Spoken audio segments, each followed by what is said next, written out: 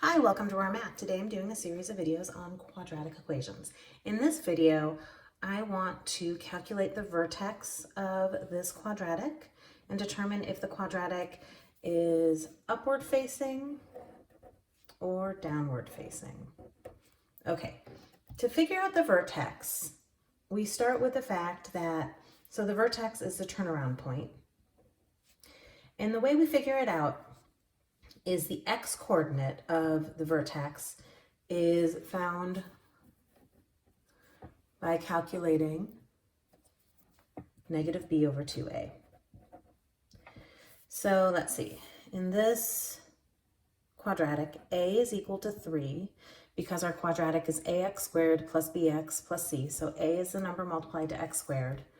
B is equal to negative 7 because that's what's multiplied to our x term. And c is equal to 4. Don't forget the negative. It's not just 7, it's negative 7. Okay, so negative b over 2a is negative of negative 7 over 2 times 3. So that's going to be 7 over 6.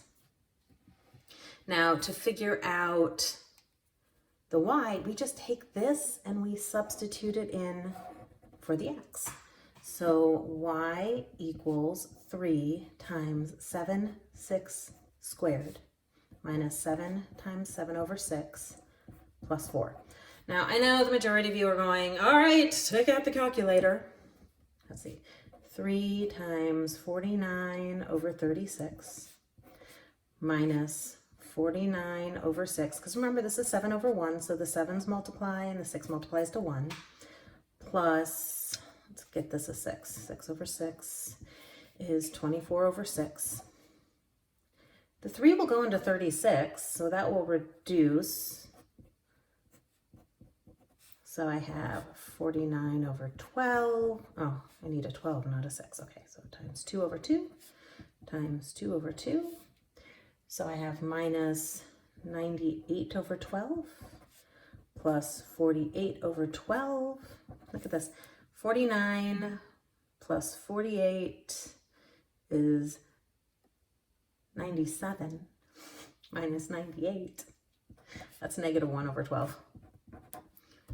All right, so my vertex is 7/6, comma, negative 1/12.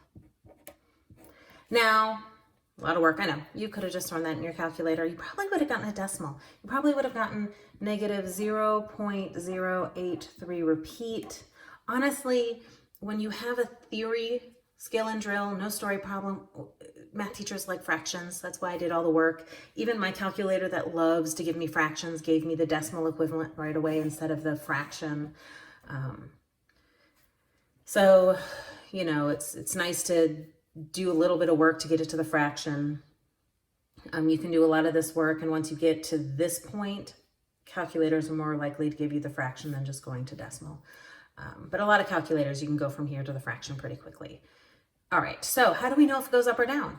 A is your key. If A is positive, then your quadratic smiles. If it's negative, it frowns. So this opens up because A is greater than 0.